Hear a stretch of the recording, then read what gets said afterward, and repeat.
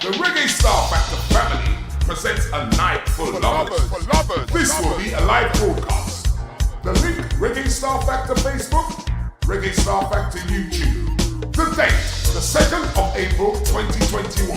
The time, 7 p.m. until 11 p.m. Featuring artists like Simplicity with songs like Loving Kind.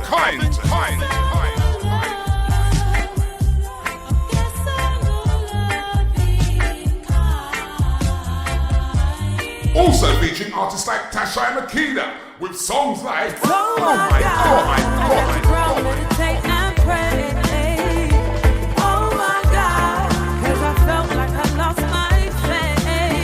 And also featuring 2020 Reggae Star Factor winner LA Gray with songs like That's Away.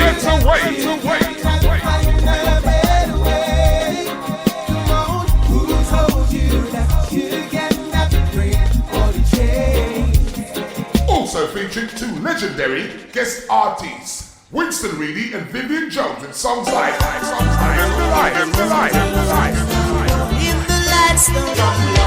and Stronger. Sponsored by BBMC, CB Multimedia, and Media. Making a date and don't be late.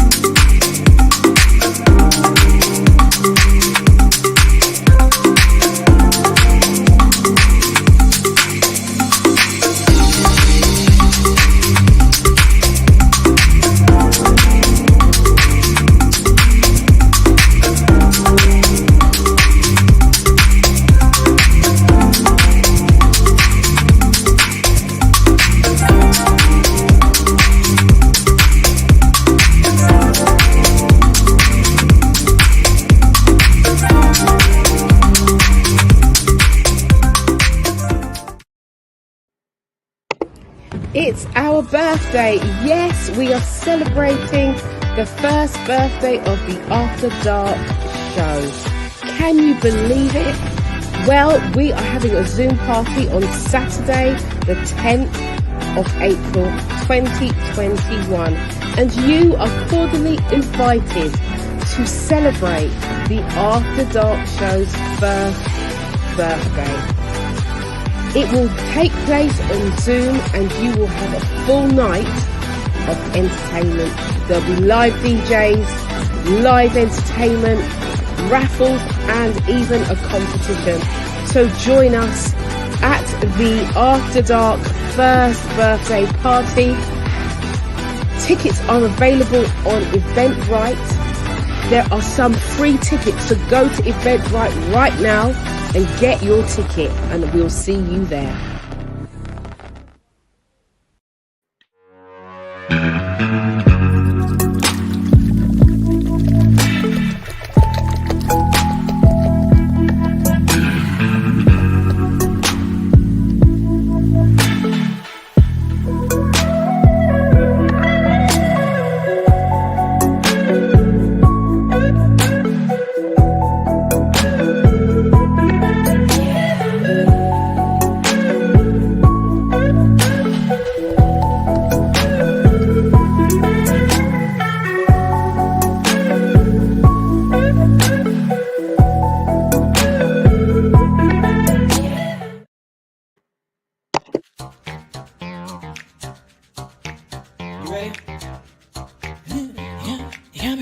Got me running.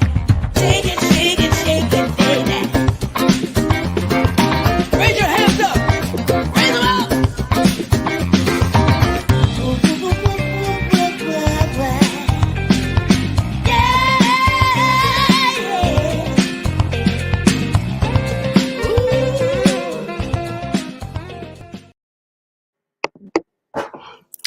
Good evening, and welcome to the After Dark show. We are here for another edition of After Dark, the relationship show that goes behind the black curtain and deals with the issues that you hear in the barbershops, you hear in the hairdressers.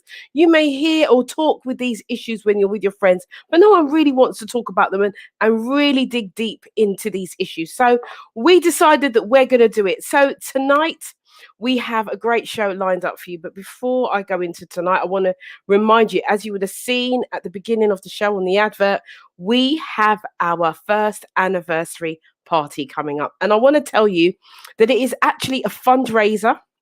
We are raising funds to take the show even higher, to do better, to do more. If those of you who are regular listeners, you will know that we have the Red Letter Tuesday. And if you know anything about the Red Letter Tuesday, you would know that we're getting letters from people we're helping to change and shape the course of their relationships. So we want to be able to do that on a bigger, better, higher level. And so we decided for our first year anniversary, as you get this service free, let me just say that. I said it. As you get it free, this entertainment, it's information, and everything that you get here is free. We decided to ask you to just give a little bit back. If you give something, you get more back. That's a principle of life. What you reap, or what should I say, what you sow, you reap. And so therefore we're just going to ask you to just make a small contribution towards the show so that we can take this even bigger, even better, and that you will be more entertained as we go along. So anyway, as everybody's coming in, I want to say good evening to those who are on Facebook, our Facebook After Dark family, and those who are on YouTube. Yes, we want to say good evening to our YouTube family as well. My name is Yvonne Michelle. I am your host for this evening and every evening that we are here. And we have a full lineup, a full panel of men. Yes, we do. And I love it when we get to do these kind of shows where we just allow the men to speak their truth. Now, a couple of weeks ago, we had some guests in that really stirred some of the women up. Really stirred them. We have Tony Crossbody and Mr. C here again. Now, the title of the show was last time, it was The Hidden Issues in Relationships, and specifically in Black relationships. And we are going to carry on with that theme.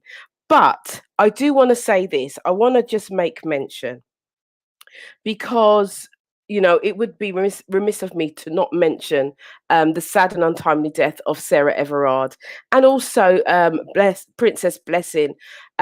So we do want to have a conversation about the safety of women. I'm not sure if we will have time to go into it today, with all of the information that I know that Tony and Mr. T and our other male guests, we have some more male guests here as well. I will introduce them shortly.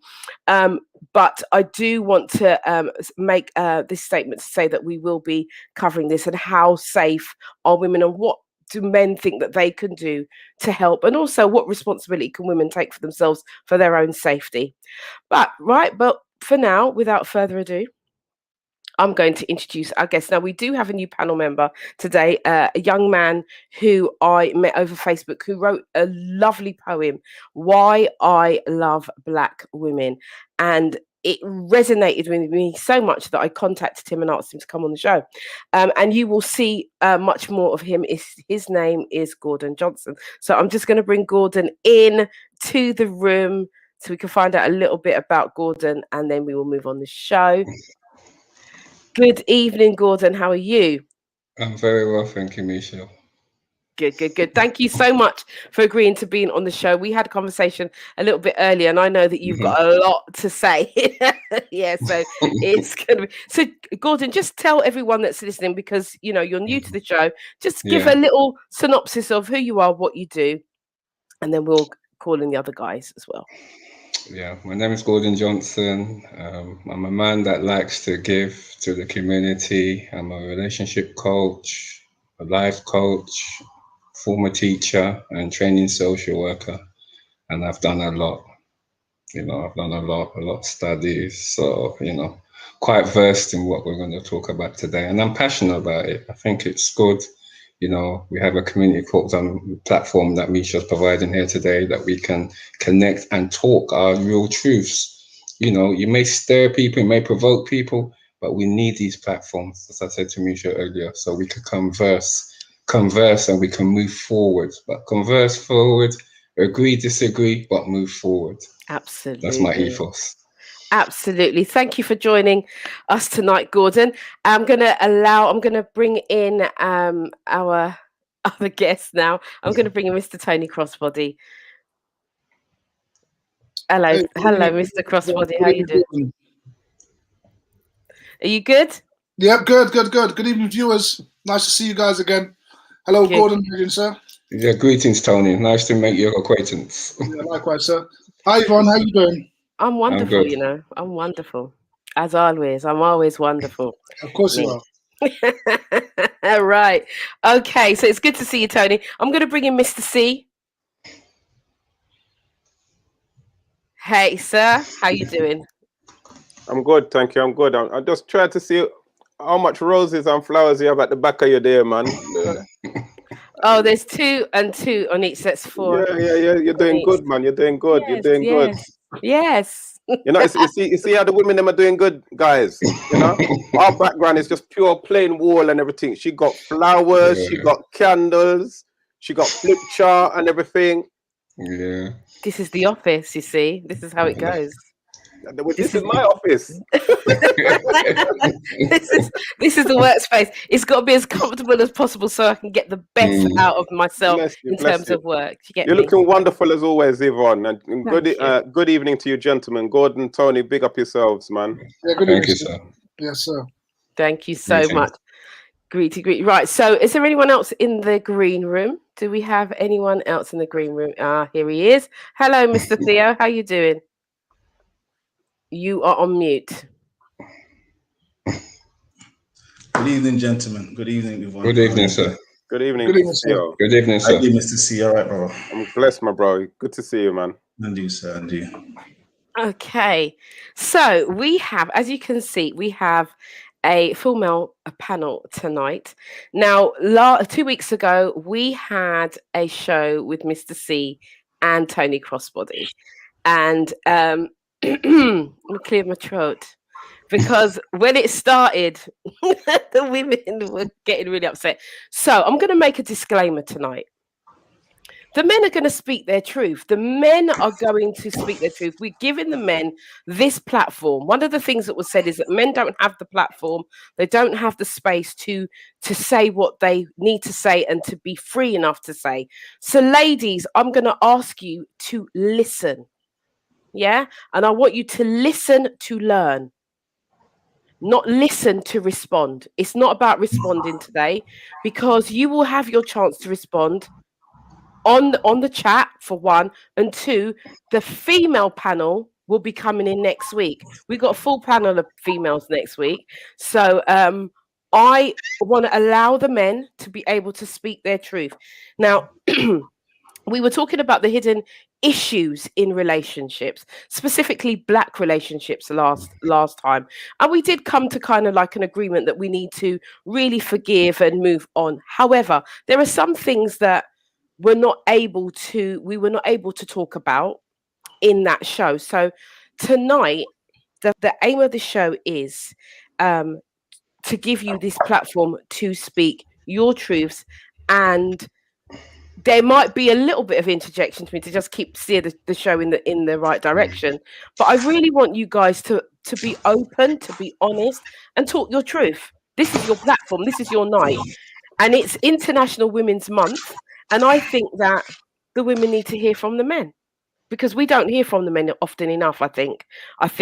I agree with what Tony said a few weeks back, that men don't have the platform for whatever there are platforms, but you know, I've got my own kind of thoughts on that. But I, as a female and as a woman who loves men, feel that it's my duty to give you guys the platform and to speak your truth, so that we as women can start to have more understanding, and that our relationships can grow, because we are the foundation. I do believe that we are now the elders. It's us.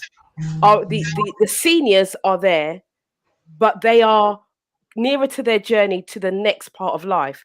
We are the elders. And so if we don't get this right, the young people coming up after us don't stand a chance in hell. So it's up to us. It's our responsibility. And I spoke about that the last time. It's about taking responsibility. So this is the platform. Men, this is for you. You talk your truth. So, the hidden issues, what do you think fundamentally are the reasons why our relationships are failing? And I'm just going to throw it out and you can start talking. What are the main reasons? And again, ladies, let me just say, this is not a blame thing. This is about listening. This is about learning. Put your comments in the comment thread. We will try and read out as many as we can. But what I want to say to you is not to take this personally. Just listen to learn and not listen or hear to respond, because there is a difference. Yeah, this is a learning moment for us all. Okay, so Tony Crossbody, I'm going to come to you because I know you have a wealth of knowledge and you're the one who stirred up the women the last time. It was you. So what do you think fundamentally is the reasons why our relationships are struggling or even failing?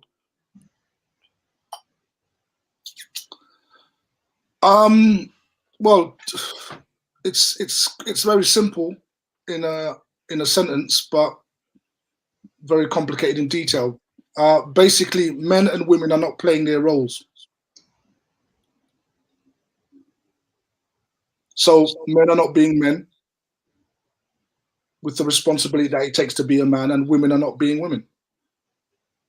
And we're, to a degree, we're playing each other's roles.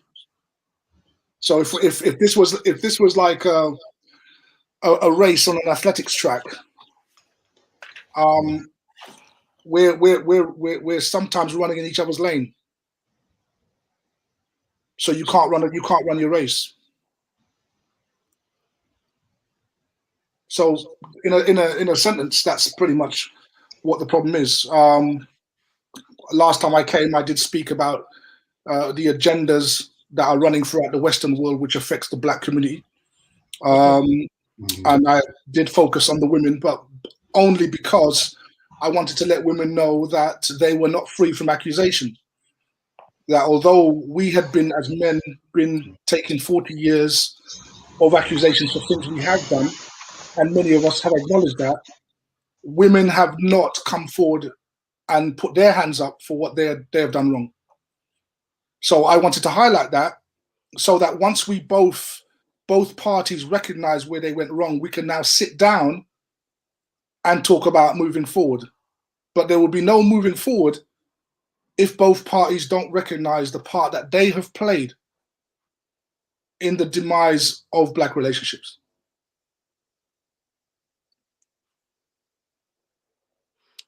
Christine Douglas says, I agree. However, the men are not stepping up to their roles. Okay, so Tony, I want you to come back, because there was what I recognized in watching the show back last time is that you were not able to finish what you started, because everyone were kind of like, it was like, we're not like this. La, la, la, la, la, la. So I want us to, if you can just give a brief synopsis of, or an overview of a deeper view of what it is, because you started speaking about the feminist movement, and there's three types of feminism, three types of different feminist movements, Right. Of three different categories. And so Right. you started, but you weren't able to kind of finish that off. So just so that people understand, those who may not have been here 2 weeks ago, just give a brief overview of what it was that the point that you was trying to make, and then we will kind of move and bring in the other men as well into the conversation. Yeah, so the point I was trying to make, that the particular type of feminism which is permeating our community now which is radical feminism. We're not talking about first wave feminism, which started in the 1700s, which was all about women getting rights to education and certain other rights which were noble.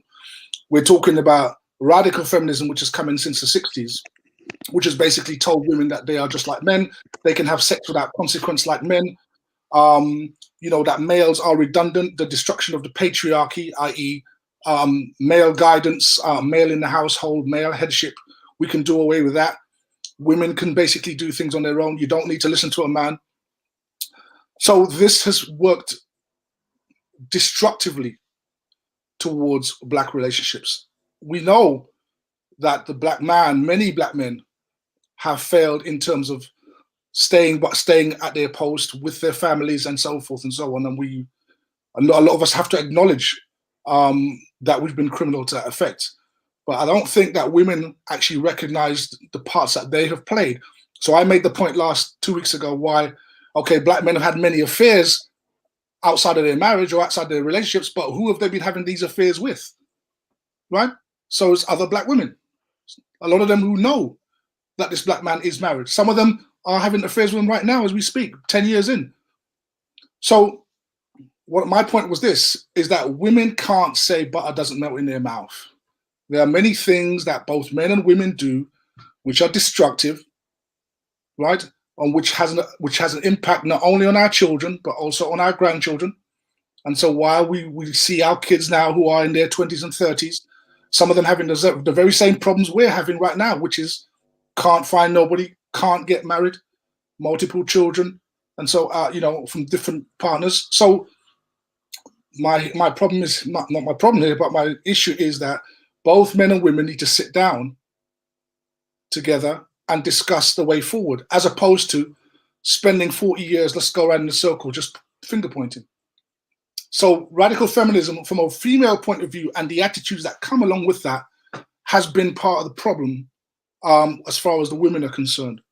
Now, obviously, all the women are going to say, well, you men did this and did, and you're absolutely right. And no man is going to deny that we haven't done wrong. But what we're looking for is consensus.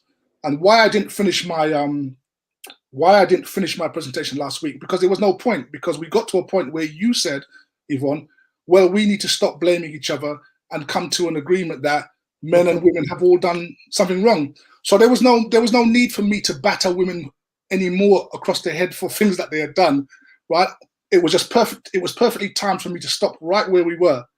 Mm-hmm. And now we can talk about, well, let's move forward. Let's not talk about you did this and I did that. Let's understand that we've both done something. Mm-hmm. And for the sake of not just peace between ourselves, but also for the younger generation, let's now look at the way forward. Thank you for that. So I think now that everybody should be up to speed of where we are, so we can now start to move forward. So guys, we have Mr. C, Theo, and Gordon. You are free to put your views in. How do you think we can, because I'm looking at some of the comments here, and it seems like, there's agreement that men get blamed and stuff, but I also see others things that, men have done stuff, blah, blah, blah, as Tony was saying. So how do you think we move forward? Who wants to go? What are your suggestions from a male perspective? What is it that you want to see happen? Oh boy, we need to start back from basics. I think one of the main problems is that not enough people have a clear checklist of what it is they're actually looking for. So a lot of relationships, I'm not saying all, but a lot of relationships start off from a casual point of view of let's see how this feels, how this goes. And before you know it, because you've spent so much time with each other, then you, by default, you get into a relationship. I don't even know if people even still ask, will you be my partner? Will you be my, you know what I mean? I don't even know if any of that official stuff happened like when we were children. you know, the asking of the question. It just seems like, boy, well, you know what? We've met up at the Royal Lounge for the last six or seven dances. So, boy, you know. And then next thing you know, there's a little cupboard space is afforded to somebody, and it seems like we go about it the wrong way. And then before you know it, you're kind of invested into a relationship with this person, and that's what happens. But you haven't really had any proper guidelines or any criteria, real proper criteria as regards to what it is you're looking for, and most importantly, what you want from somebody or what you don't want from somebody. But I think the main thing for me is, I think now people have to clearly state what it is they want. And it's not just, you know, for me, I have conversations with a lot of people, males and females. And the thing what's frustrating for me is that I challenge people now. When people say to me, oh, you know what? I've been lonely for so long. I'm looking for a good man. There's no good men around, blah, blah, blah. But when you talk to that person about their last 2 or 3 relationships, you'll see that you're not ready for a good man, because your last 2 or 3 relationships have been entanglements.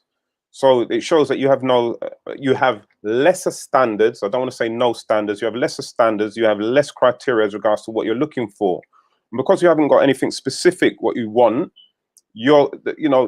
something's just going to come in your life, but not exactly what you're looking for. And detail is important, because I had a conversation with one of my friends, and she said that, I'm just looking for, God knows, God in my heart knows what I want. And I said, God may know your heart, but do you know what you want? She goes, of course I know what I want. I want a man, that he's going to give me his first child, and blah, blah. And I have to say to her, stop. Before you go any further, that's part of your confusion. And she was upset with me. She said, why are you talking to me like this? I said, because you just said that you want a man who you're gonna bear his first child. So by default, you're saying to the universe, it's all right if he go off and have any more children. She goes, yeah, but that's not what I meant. God knows my heart. I said, it's not about what God knows in your heart. It's about what you say. And sometimes we don't say the right things, and we don't want to take responsibility for what we ask or what we put out into the universe. So like for myself, I had to learn this the hard way. You know, at first I just wanted a woman who, boy, as long as we can get it 5 times a week, you know, I'm happy. That's all I want, because I'm immature. I think it's all about sex. Then you realize you need something more than that. You know what I mean? And then what I started doing was saying the things what I didn't want. So then I started saying, excuse my French, I was saying I didn't want any more benefit bewitches. That's what I used to call them. I'm not doing no girls on benefits. That's not happening. That was my criteria. Because I've had so much bad experience with them, I'm now saying I don't want anything in that category. But yet I still haven't determined what I wanted.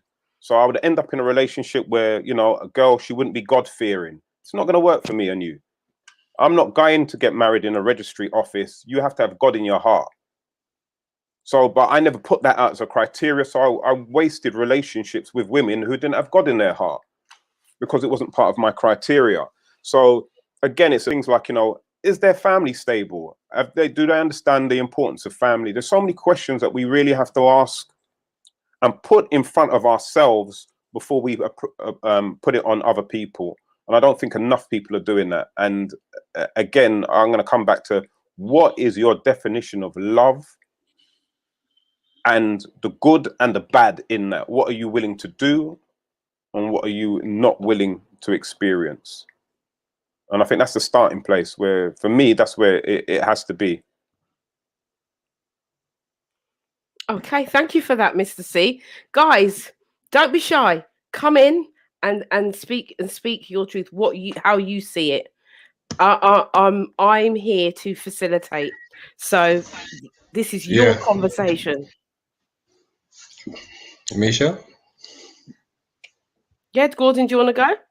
Yeah, I'll come go. in. Come in. Enough respect to the lads. My first time here. Learning as I speak. Tony, respect. Theo, Mr. C, respect.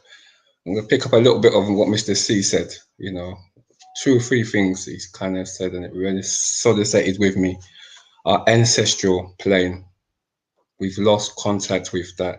It gives us the foundation of what our ancestors laid for us, what we had before between the man and woman. If we go back, there was respect. You know, go a bit forward, racism, feminism, any little diversion to block off the black man and woman. Now we're at war, you know? Go back again, the definition of love. We have lost how to love. That is one of the most crucial things I always say to people when I speak to them, chat to them, just like what Mr. C is saying. What if you don't know how to love, how can you define what you want? You know, we as people, you need to know how to love. It comes back to self-awareness. If you don't have a self-awareness of your own love inside what you want, to set your values, your goals, and what you want to achieve to reach your true potential in life, how can you go and share that with somebody else? So it goes back to knowledge of self. We must have knowledge of ourselves. You know, if we have to be broken in our relationships, this is what I always say, be broken. That means you're ready to learn again. You're ready to love again. You're not ready to carry a chip on your shoulder. You're not ready to carry the bitterness. The bitterness between us men and women out there is so, it's just up here. You look at the social media saying we don't want to date each other. It's so, I don't know. It's so much that every day we feel that we're under attack. But, you know, if you have knowledge of self, that's the starting point where we can say to ourselves, look, let's be the example of what we want to be out there. You know, I was broken, but it didn't stop me loving a black woman. Yeah. And when I come in contact with black women, I have these different neurotic stories. And I always say to them, look, not every man is the same. Don't put them in the same category. We reason with them. One time I was in a room of 20 women at work. Oh, we want a good man. Just like one of the panelists said, I'm not too sure who said it. Are you ready for a good man? I think it's Mr. C. When that question came back, oh, but they're waste man. I started, have you prepared yourself for a good man? Yeah, that question can be asked to men as well, but this is the men's platform. So I'm going to ask to the women, have you prepared yourself for a good man? And in that room, they were true to their truth. They said, no, he's got a point. So I said, you know, before you say all these things, prepare yourself for what you want. Yeah? Know how to love, know how to respect yourself, and set the goals that you want to see in the other person. If you set your goals and we have these conversations, not warring each other, set these goals where we can be on par, where we can trust, where we go, as Mr. C said, go back to basics, then we can start to learn how to love and move forward. But right now, it's like a little battleground, pitter patter every day. Is like, you know, you look in here, you look in here, you look in here. And, you know, it's all about spreading love. And I think more love is needed, especially in this time, more love is needed. Thank you so much, Gordon. Thank you for your comments. Theo. Yeah, I'm just going to tag on to what the guys have been saying. I think Gordon just touched on it about knowing ourselves. A lot of people don't actually know themselves, don't actually have a understanding of what they put out, you know, even how they talk, the tone of voice, just have a basic understanding of themselves. And they want so much. So that they've had previous relationships and they haven't learned from any of them. They just keep walking and doing the same thing because in their head, I'm a good person.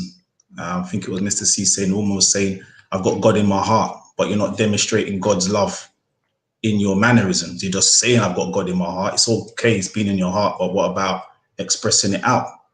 And I think that's for men and women. You know, we get older, but we don't get any wiser. We're just getting older and we think because we're older, we're wiser, but you haven't learned because, you know, knowledge is about acquiring it as you go along in life. It's like you study, you know, it's all good studying, but if you're not going to then apply what you studied, you haven't actually learned anything. You just sat down in a room for 3 years and got a degree or whatever you got at the end of it. So I think a lot of the times we need to check ourselves. Always check yourself first before you even think about trying to get somebody else or trying to go, because you don't know what you're going to be putting onto that other person. You know, and I think C was saying about the foundations. Don't ask questions. We just fall into a relationship, and we just, by the time you turn around with someone for 5 years and you haven't actually really spoken about the direction that you're going in a relationship, or what do you both want? You don't want anything. You're just together. You're just, you know, just living. We're in the same house. You might have children, but you actually haven't sat down and discussed, like, where are we going? What's our plan for the next 5 years or the next 10 years? What's the direction we're going in? Not saying you have to do everything the same, but at least there's a goal or a target. You always need a goal and a target in life to get somewhere, else you're just going to be stuck in one spot. But I think most people just need to just really check themselves. Am I that person? Am I really that person? What am I putting out? Is this what's happening? Because if you keep getting the same things back, that means you must be doing something very similar in all the relationships. If you keep ending up with the same people or in the same arguments or in the same situations, it's something that you are doing, because you're the common denominator in all that situation. So just need to be truthful and honest with yourself. And I think then that kind of help people to go forward. Thank you, Theo. Thank you for that. What I pick up from that, and I'm going to bring Tony Crossbody back in shortly, is that it takes, regardless of whether it's a male show or a female show, what I'm gleaning from this is that it starts with me. And it's something that I say all the time. Everything starts with me. And I don't mean with me personally, but I mean that is what every person, male and female, should really be saying. That for me to move forward in any relationship, it's got to start with me first, rather than looking outwardly to the other person. I think we touched on this 2 weeks ago. There's a lot of finger pointing. But one of the things that I want to pick up on is the self-awareness, the values, the goals, the morals. How to, and guys, I really want you to take this opportunity to really talk to the women out there in terms of what you see is needed, what you would want, what for yourself, or maybe for your son or whoever, what you would want and how you would want them to navigate themselves in pursuing that. Because we've heard, one of the things that Gordon did say, it was about respect. And I think for me, respect is the minimum, but I see that there's a lot of respect that's been lost in our community. How do we get that back? Because we know that we're not going to fix this in a day, but we can start. How do we get that back? How do we get back to the point where men are respecting women and women are respecting men? What type of things, what behaviors do we need to change?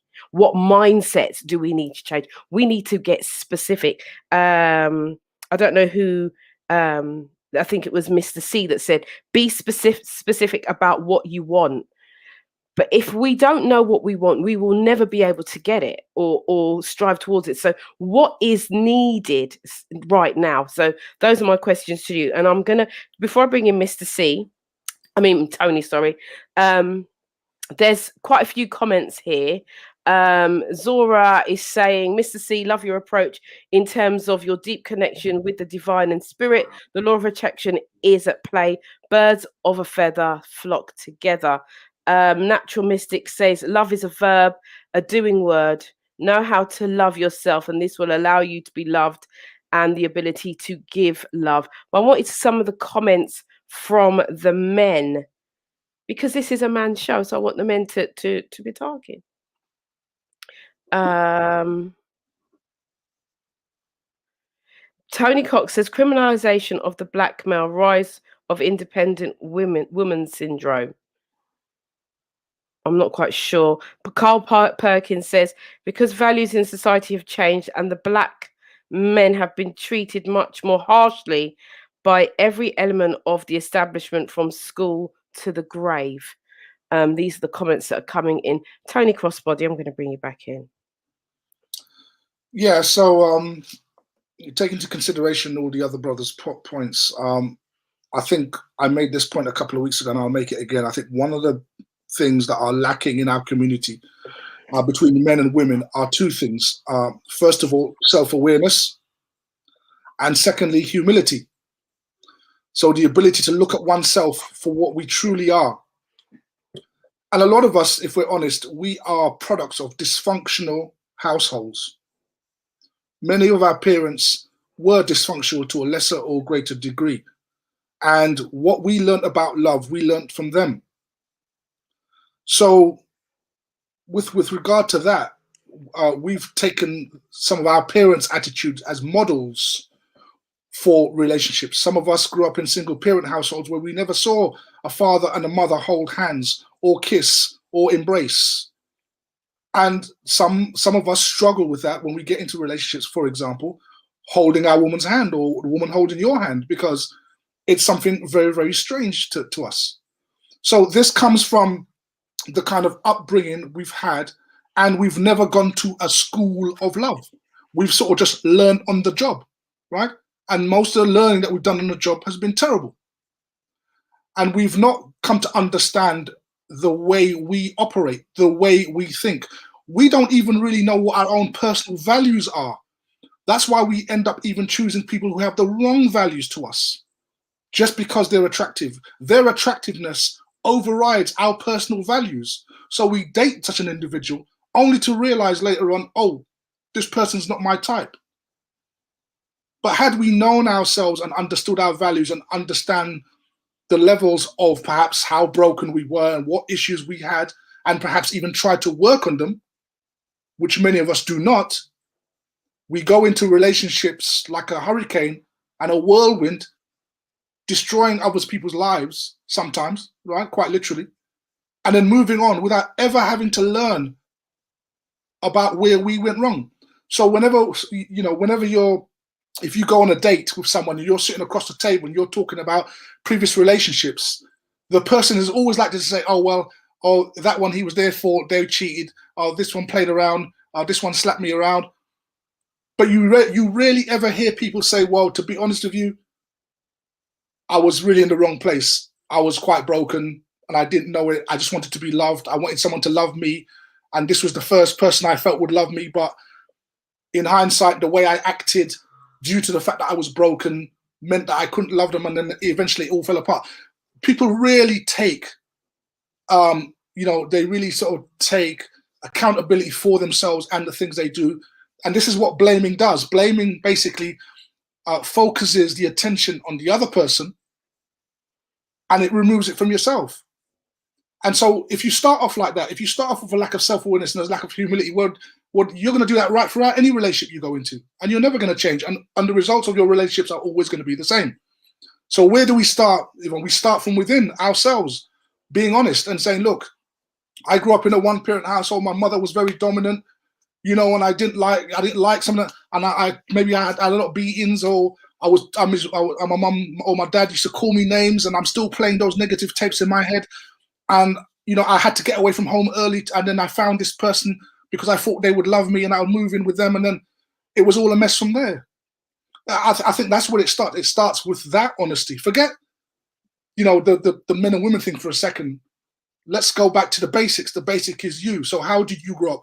What was your life like? If you were to write down all your previous relationships on a piece of paper and what went wrong, could you draw a line and see a pattern between all of them?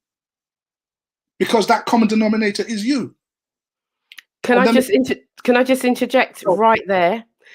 Keep that thought. I just want to challenge the people, the men and the women that are watching, to go and get a piece of paper and do that.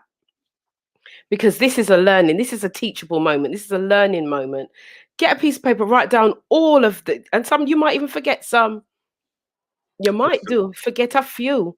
Listen, some of them people are going to be writing for around about a good 3 weeks. That's all right. That's all right. Let them write. It's okay. Because at the end of the day, if you want to progress in your life and in your relationship, this is the thing that you have to do. You're going to have to write it down. You've got to go back to basics. This is good stuff. And it's free. This is free coaching.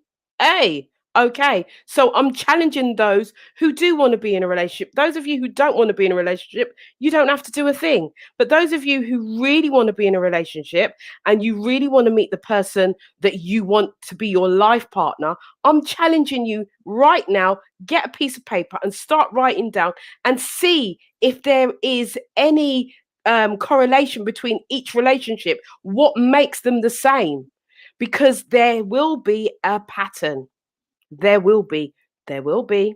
Okay, Mr. Crossbody, come back in. Sorry for interrupting, but I just thought, you know what? Let's get people moving, get people into action, get people changing their lives. If we're going to make this thing work and change things, we need to do it now. So, Mr. Crossbody, come back in, please.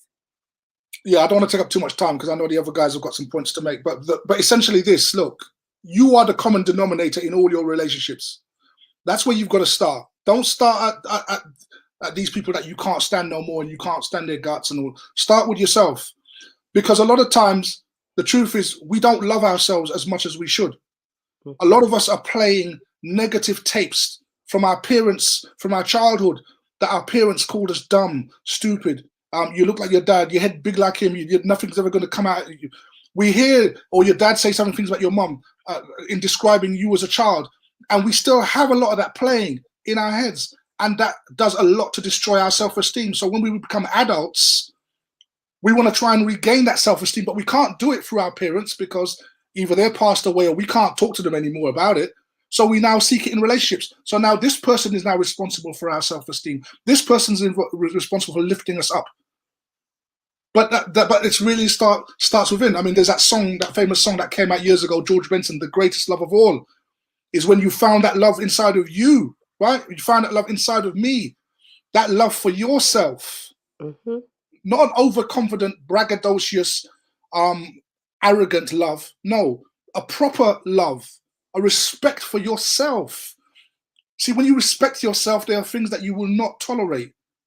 But you tolerate stuff because in reality, you don't respect you. And the reason why you don't respect you is actually when you were growing up within your household, you weren't respected. So that became normal. And so we have to go back to that, just the basic elements within ourselves. And that work is so difficult, it will make you cry. It's that little room in the basement of your life that you don't want to explore because it's got skeletons there that you don't want to relive. Many of us need therapy. At the very least, we need some books, get some good books and read up about yourself before you even think about loving someone else. And we've all been going out there and crashing and burning ourselves without loving ourselves first. Well, how do you hope to ever be successful?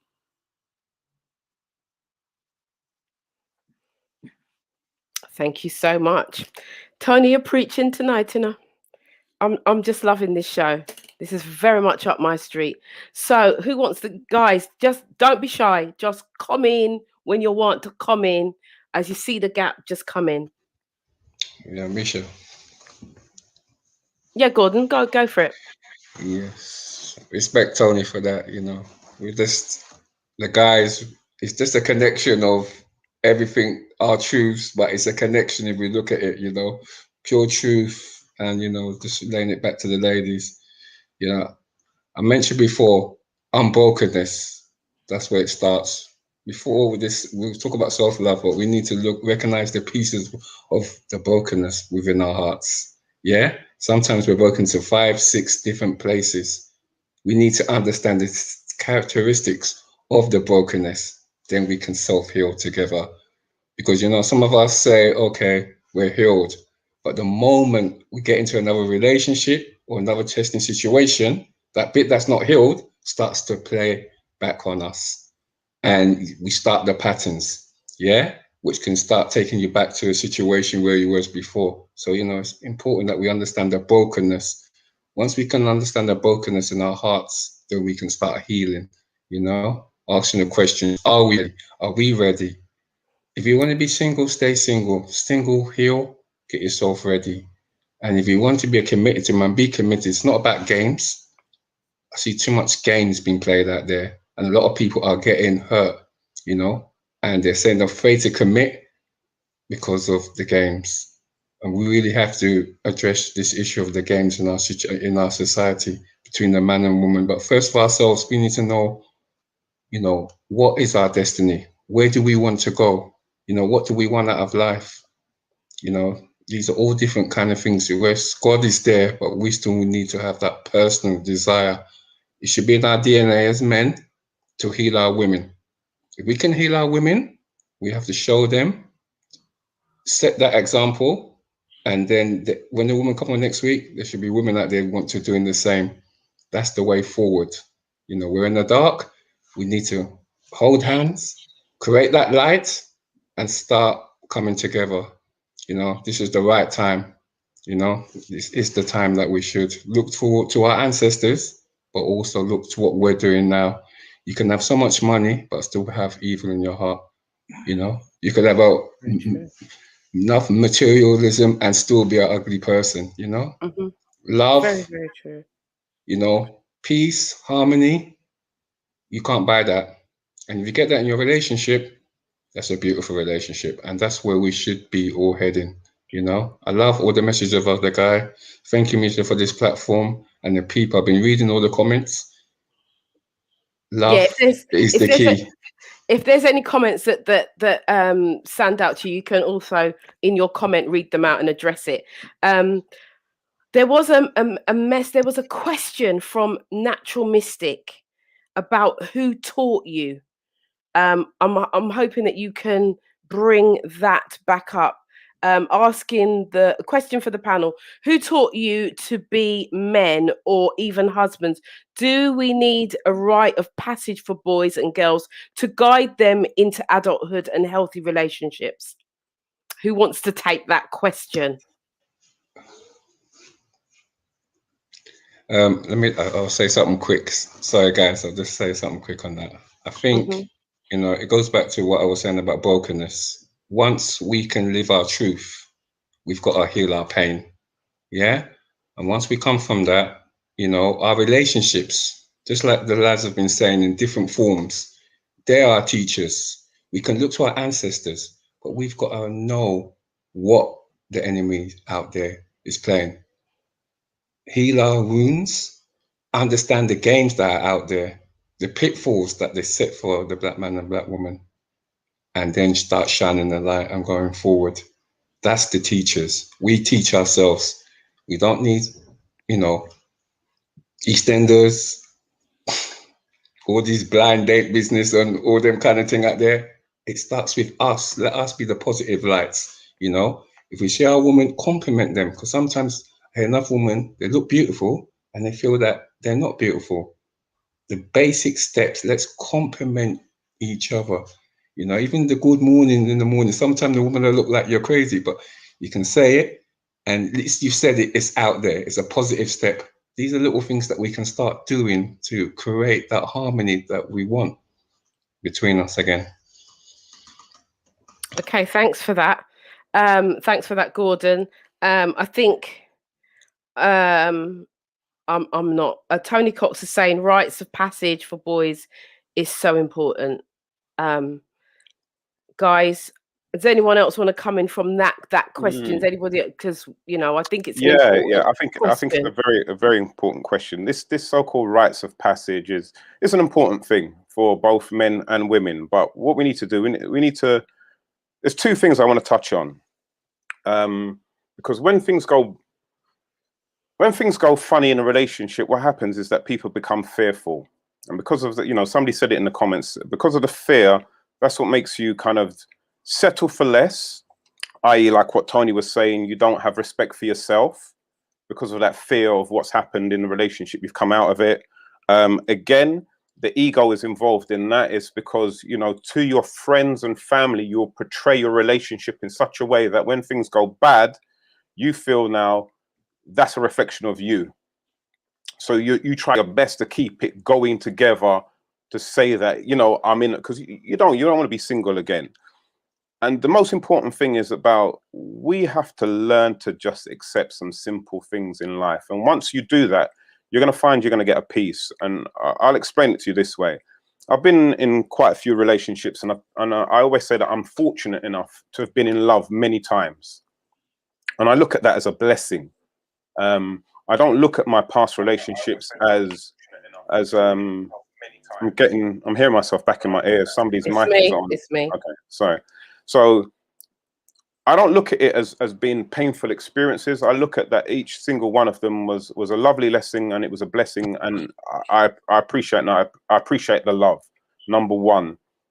However, through some of those relationships, because we've got to understand, we're brought up in a westernized society, so a lot of our values as regards to relationships, yes, I would say that the tip of the iceberg is from our parents. And for some people, that tip could have tipped people over the edge. A lot of it is from what we see in society, for what we see through programs, through films, through music. That is where we really have that strong notion of what love is about. And a lot of that is absolute bullshit. A lot of it is bullshit. A lot of the fact that a lot of the stuff that we say to ourselves is absolute bullshit. And again, I know this because I've taken the time to reflect on myself and think, where has this narrative come from? I.e., when a relationship goes bad and everything, you say the same thing. Oh, I'm never going to find somebody like that again. Oh, why does this always happen to me? You regurgitate the shit that you see in films, in movies, that you hear in songs. And it's not a truth, but we think it is. And because we say it, we actually do believe it. And then it's just, you know what? It's as simple as this. And I'm going to say it to people. When your relationship goes bad, I'm going to say this to the ladies. Ladies, when you find out that your man's been cheating, that he's got another woman down the road, you don't look at it as a blessing. You don't look at it that the universe has intervened into this relationship and said, there's shit that you need to know, and I'm going to bless you with this information. You look at it as though it's the worst thing ever. Some of you, if your best friend brought that information to you, you're not even talking to your best friend again.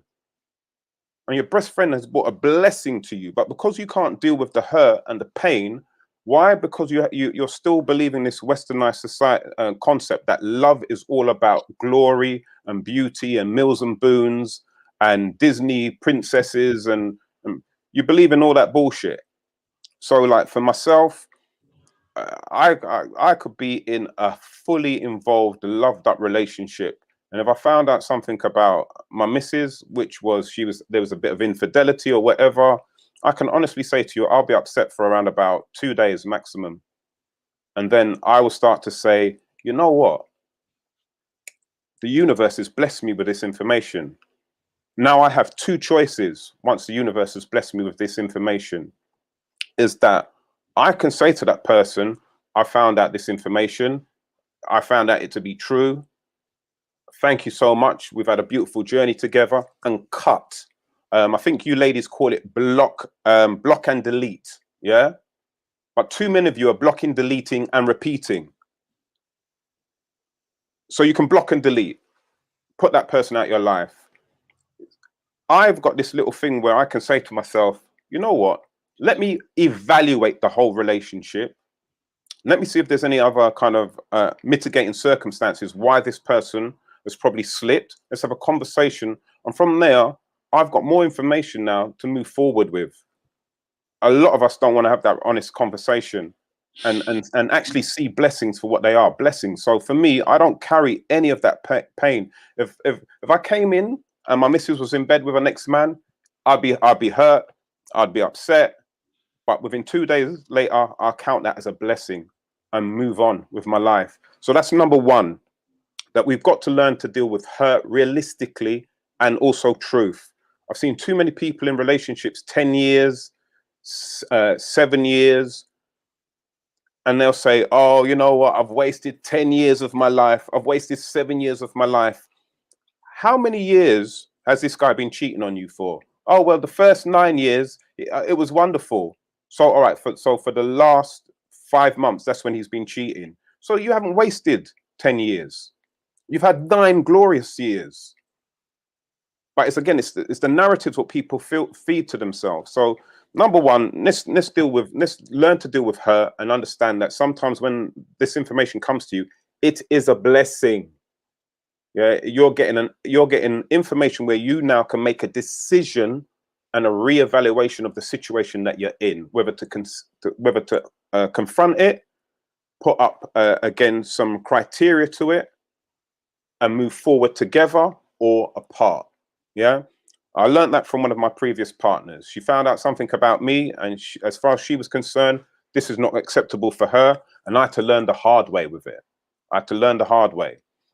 Ladies, again, if you just block and delete a man and not explain to him why you've blocked and deleted him, he learns nothing. He goes on to pass that trauma on to another woman because he's learned nothing from you just blocking and deleting him. Sometimes you got to check people's behavior, not just for yourself, but for the person he's going to next. You have to have that conversation with him so that in his mind, those words are resonating in his mind. Otherwise, if you just block and delete, this woman, bunner, plenty more fish in the sea. The last thing I want to say before I pass on to the other guys is that I was just writing some things down from what I've seen, and I'm going to call it meat. That's what I'm going to call it. The things that we need to identify in ourselves is meat, M, which is maturity. There's a myth about men and women and maturity, and women. This myth has been fed to you from since you were little girls. Girls are more mature than boys. Women are more mature than. It's bullshit. It's absolute bullshit. Look at your friends. Look at your friends who are at an absolute wreck after wreck after wreck, and see if that's a level of maturity. It's not. In some aspects, you may be very mature. Finance, you may be very mature. Putting your house together, very mature. As regards to what you want for your future, in your job or in your career, very mature. In relationships, extremely immature. Extremely immature. And you've got to face these facts. Again, men, a lot of us have to face this. A lot of us are emotionally immature. We're immature when it comes to what we want and what we need from our women and what we need to give them. The way how we deal with our ladies is very, very immature. However, not all men are immature. I would say that in a lot of my relationships, I've probably been the most mature one as regards to relationship and how to deal with things. Emotion. Gee whiz, man. We have to understand the difference between ego and emotion. We have to learn when to put the ego to one side in a conversation and really talk from a place of emotion. And again, I think Theo mentioned it as well about, the tonality of voice. A lot of women don't understand that sometimes the tone of what you says, the tone of how you're saying something is far more damaging than the words that you're saying to a man. The tone. That's why I'm like, for us as men, you've got to understand when we go out there and a man says the wrong thing to us, we have to react to that. So we're wired that way already. There's a lot of talk about women's safety, but men's safety is just as much. Because I know if I go somewhere and a man says something to me in the wrong kind of tone, it could be a life or death situation. So we're very much wired as men as regards to tonality. And sometimes women, you don't check your tone the way how you ask us to do something or how you talk to us, and that causes problems. I think affection, man. Affection is such a big thing. It's like, I can't explain it. That if we can just take the harshness, the ego, the pride out of things, and just deal with people from a point of view of human beings, is what I like to say. When things get on top, I don't look at my woman as a woman. I look at her as a human being. Why? Because it helps me to navigate away from all of the other associated baggage with that. All women are this, all women are that. If I look at her and I categorize her as a human being, I see her as a reflection of myself, another human being. So it takes all of that out of the conversation. How do you feel about this human being? See, what does she mean to you? When you talk to her, what do you want her to think about you as another human being? And that's the affection that we need to start having for each other. And you can tell whether that person's the right person for you by the way how they're showing you affection back. It's very, very simple. But the last thing I want to say is T for teach and taught, man. You know, a lot of us find ourselves in relationships where we have the ability to teach. We have that natural ability, but sometimes the person who we're in the relationship with doesn't want to be taught. And that's going to be a problem, because, you know, the songs talk about a 50-50 love, but if that person's not willing to be taught, then it's going to be a long road. You're going to have to dig deep. You're going to have to always be the one who's trying to find the path, and that's not always going to happen. So sometimes, ladies, I've got to say to yourself, and this is where that maturity myth comes into it, that I've been in relationships where I've checked my ego, I've plateaued my emotion, I've stepped with affection to say, look, this is where I see the problem is, and don't tell me nothing. Come and talk to me like anything. I'm a big woman, you know. I'm a big woman. I've left home since I was 18, and then give me all the checklist. Not recognizing that in this moment we have a problem. I'm coming to you from an affectionate and a loving place, and what you're giving me is your ego and your checklist of all the things that you've done in your career, with your child and your house and your home and all that kind of those other trophies, which is based off of your perception that because you think you're more mature than me. Or sometimes, ladies, when you're cheating and you get catch, and you can't deal with that because in your psyche as a woman, in your little unwritten code as a woman, that women are always smarter than men. And if your man catches you out, that's your whole cookie crumble, because you can't go and say to you can't say to none of your girlfriends, you know what, he caught me, you know. You know what, he knows, you know. You can't say that to your girlfriends. You can't have that conversation with them, because your girlfriend's going to look at you as less than. So we have to be able to teach not just our partners. We have to be able to teach ourselves. We have to teach our friends, my brothers, our sisters. We have to be able to teach them. And we have to be able to be taught lessons in life and take those lessons and say thank you to that person. Even if they're saying to you, you know what, we had a good thing here, but because of your behavior, I've got to let you go. And these are the reasons why, because these are my standards. And sometimes you've got to take that lesson and say, you know what, thank you, and take those lessons with you into the next relationship. I'm gonna pass you back on to the other guys. Thank you, Mr. C. The comments are coming in. I love meat. Good analogy. I've written that down. Something to really think about. That's from Lolly Lorraine. There's also inspirational, Mr. C, captivating. Thank you. There was a question here from Zora saying to the male panel, have you applied many of these lessons you're professing? If so, what does your relationship look like now? But before I'm going to bring in Theo to just say. And I was gonna I'm gonna go back to the original question from I think it was Natural Mystic, I think. Yeah. About rites of passage and stuff like that. Rites of passage are good, but I think rites of passage are good for young men and young women to go into adulthood. But in terms of like to be a husband or to be in a relationship, it's kind of very hard to teach that, because that's why we're having this show here. To try and do a rites of passage wouldn't be so many single people or so many comments, and this platform wouldn't exist if it were that easy to do a rites of passage into a relationship, because as we see, we're breaking it all down today about men. So to try and do a rites of passage into that would be very hard. And into relationship, everybody's different. So what I like in somebody, or I like a relationship, I'm going to try and pass that on to somebody, to a younger person, and say, this is how you should do, and this is how. So I think that would be kind of hard. But from a young person to adulthood, yeah, that's a good rites of passage is fine. It's fantastic. It works very well, especially for young men who haven't got a father figure around. But for relationships, no. But Mr. C just captivated everything. He just captivated everything. Is that there's so much different things that we can look at in a relationship, but it's just to get down to it's always good just to get down to the bare bones. I think I was talking to you today, Yvonne, about a lot of people just need to simplify their lives. You know, we're too complex. We've got so many things that we're thinking about and trying to, accomplish and do. I played football for a team, and the change room, it had a notice around the change room everywhere. Everywhere you looked on the wall, you'll see it. said simplicity is genius. You know, I think is it feng shui? They say, you know, simplify your life, take things out. You know, you go into a feng shui room, it's like a bed and a chair in the room, and that's it. It's your bedroom. You don't need anything more. And I think sometimes we have so much things in our head. You know, we've spoke about it before, even on the show, about baggage. So many people carry so much baggage and they don't realize that they're carrying it. They think, oh, look, I've dropped it, but then it rears its head.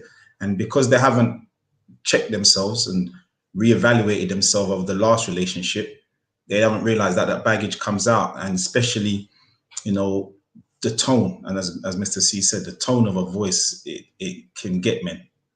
You know, so a woman can think that she said something so simple, but the tone that you said it in, it can just kick off into another hemisphere.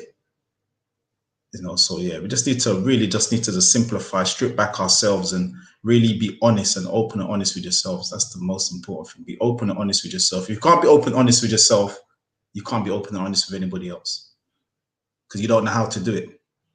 You won't know how to do it. If you don't know how to be open and honest with yourself, you can't be expected to be open and honest with anybody else. You're just going to be lying to yourself. So yeah, that's it really. I don't remember this question that Zora asked. So I don't. What was the question she said? I will come back in with that, but just to add to what you were saying about the tone of voice. Tone of voice, yeah, I think it's 53% of.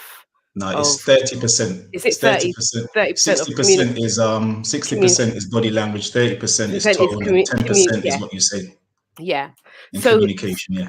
Yeah, absolutely. Thank you for that, Theo. So 30% is in your tone, but we also have to understand in that tonality is as the person who is receptive to that and who is reacting to that tone, is that we have to identify what our triggers are, because sometimes it actually isn't the person's tone, it's the memory that comes with it. And so the memory it triggers, and it might, so you could take the same tone with Mr. A or Mrs. A and nothing happens, and then you take the same tone with Mr. B and Mr. and Mrs. B and it kicks off. So you have to know you as the person. You have to kind of like you all of you were saying, you know, to know yourself. You have to know what your triggers are. And then when you are in that relationship, you have to articulate that, speak it and say, this is what happens. This is how this tone makes me feel because of. So it's you know, in terms of coaching and helping people through their lives and getting through to where they need to get to, we have to understand that we have to really kind of go deep dive into places that they don't really want to go into. And a lot of us, I remember, I think it was Mr. C that was saying about, no, actually it was Tony that mentioned about growing up with all of these other issues from dysfunctional families.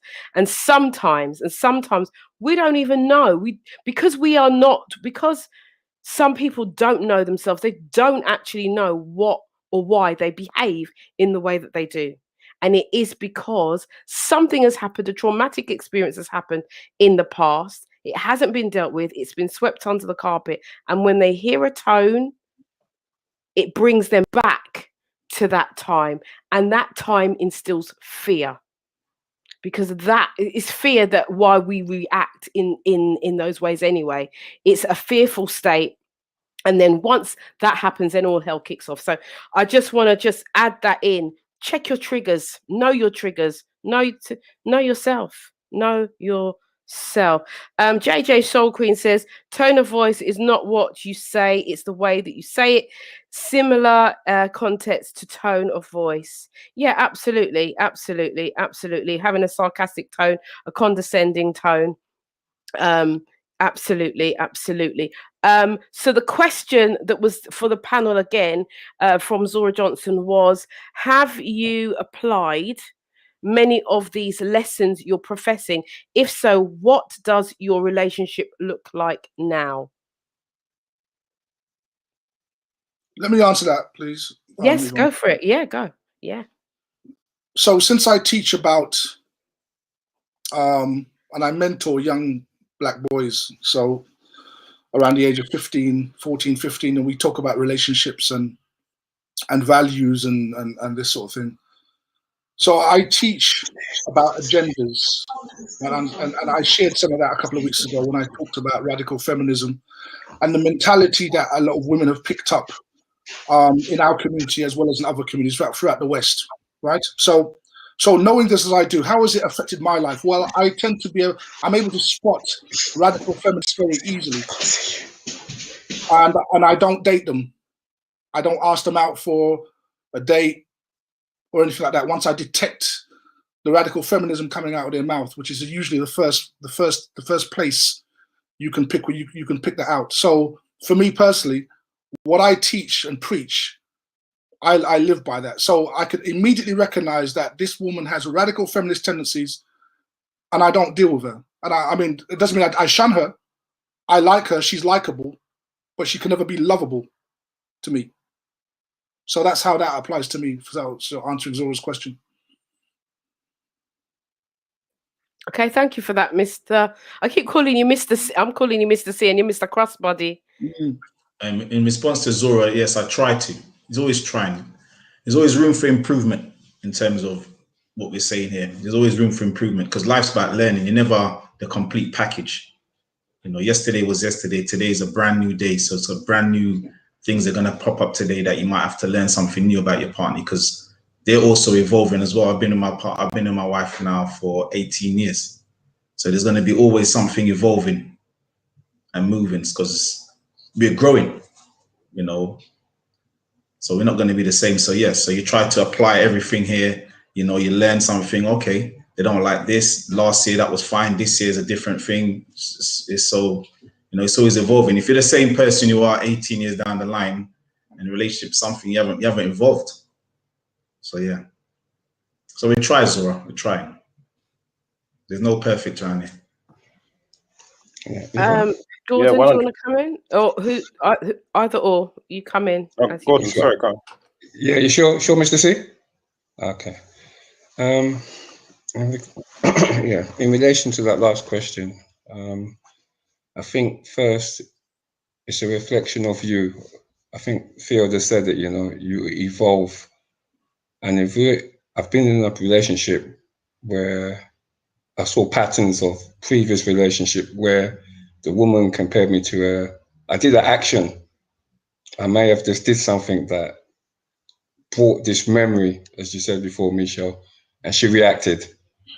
And so I let her finish what she was doing. And I goes, was you in the past or in the present? Oh, my previous boyfriend did that. I'm not your previous boyfriend. Do you see the difference? But you did something. I said, look, whether I did that action now, I'm in the present. I'm not your previous boyfriend. And, you know, the distinction between that and that, you're going to keep, that action was repeated twice. And, you know, it got where she understood that it was from her past. So it was not done once, it was done 3 times. So she could understand the pattern. Because sometimes if you pull up someone one time, they don't understand that trigger then.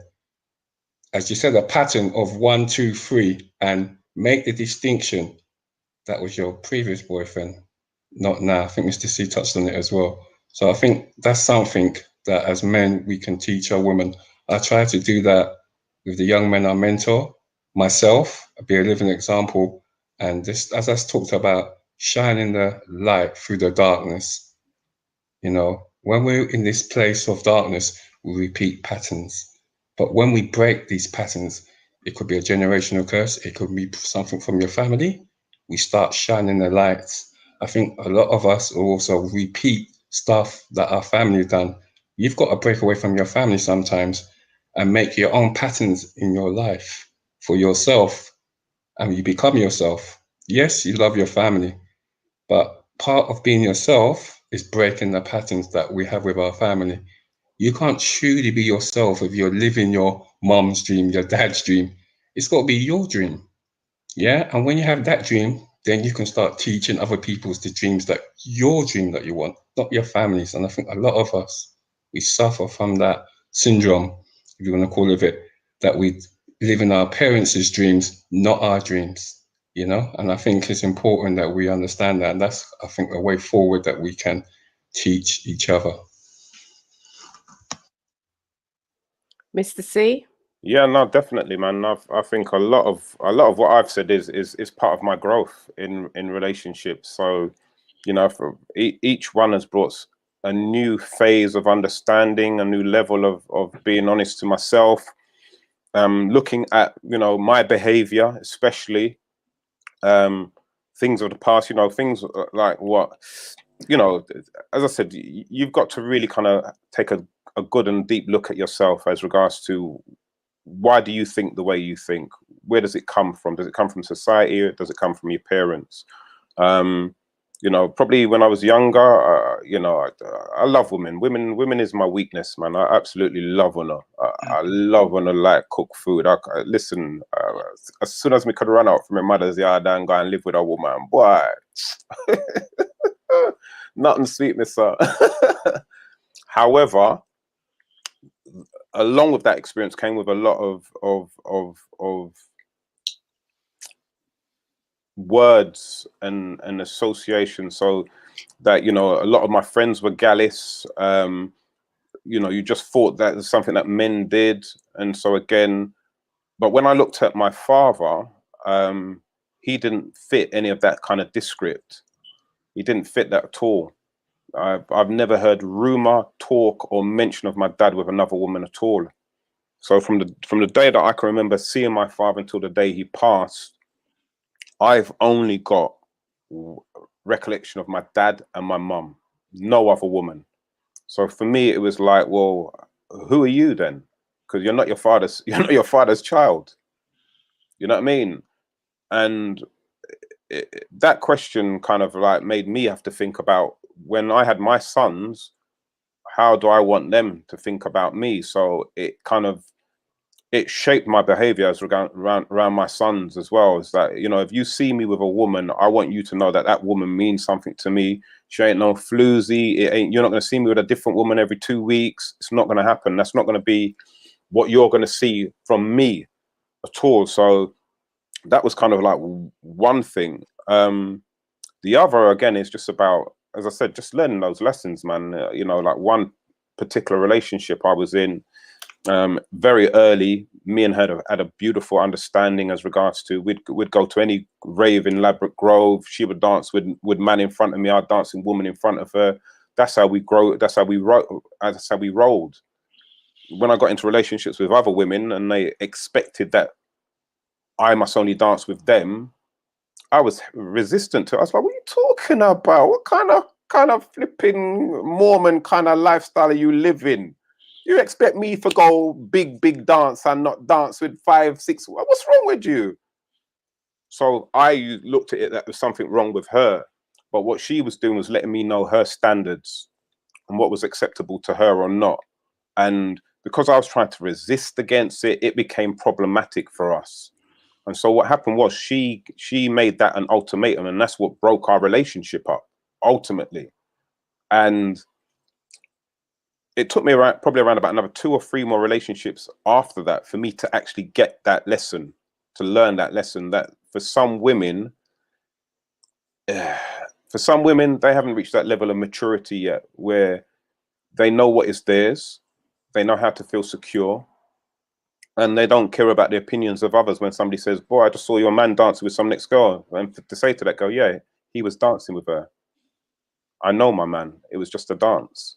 They haven't reached that level of maturity. So for me, it's about, I need to find out the levels, as I was saying to people, I need to find out the levels of the criteria, and for us to have discussions, because for some people, that's a make or break thing.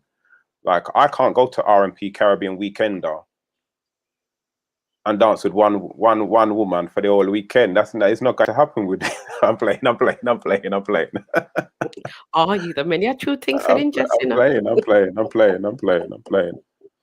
I can dance with one woman, but I'm not going to like it. That's the truth. But for my love, I will make that sacrifice if she's the one. If she's that way and Yeah, wants you to herself. If she's the one, then I'll make that sacrifice. You know. Okay.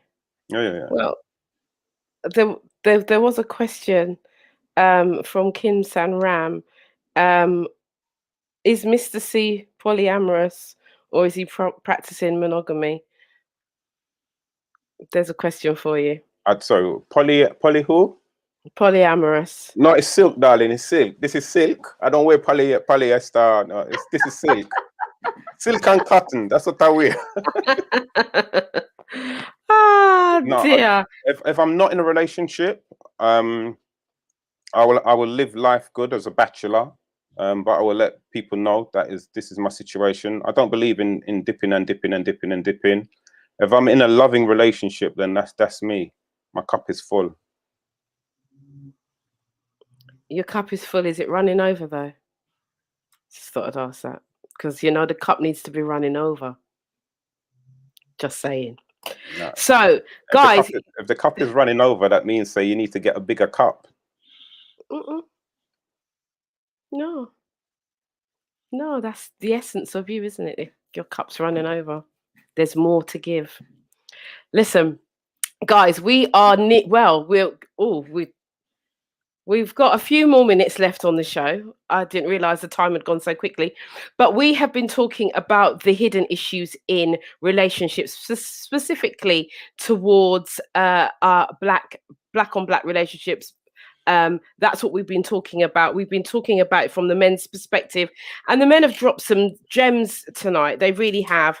So if you are just joining us, I do advise you to go back and watch the whole show, because I do believe that you will get a lot out of this show. Also, just to say that there was a message here from Faye. Faye says, this is a really good book to read. Are You the One? And it's by Barbara DeAngelis, I think it is, she's called. So for men and women, I do believe, are you the one? Because the question was posed earlier on. What do you want? What do you want in a relationship, specifically about what you want? I mean, when we first started the After Dark show, we went through many shows asking what the men want and what the women want, and do we really know what we want? I think that now we've had a little bit more juice in terms of how the men are feeling in terms of their relationships, and they're saying, the women need to be more, because I'm going to direct these notes that I've taken to the women, more self-aware, have more value, be more goal orientated, and have more morals. And I know that this is vice versa, but this is the men talking. And I do believe from the comments that are coming through, I can see that the women are listening, because there's not any badgery going on. So Anne, the urban psychotherapist, says, engaging show, brilliant, absolutely. Engaging show, brilliant, absolutely. And I wish more men in the community would watch, listen to the men on your panel. Absolutely. I think it's high time that men start talking. Now, don't get me wrong, I know that there are groups that men are talking, but there are a lot of groups where men are talking behind closed doors, and so the engagement isn't as it is here, and it isn't for men and women. You've got a lot of groups for men only, a lot of groups for women only, and I think it's time for us to come together. And this is why I've started to kind of look at doing these kinds of shows, that we can start to talk and grow.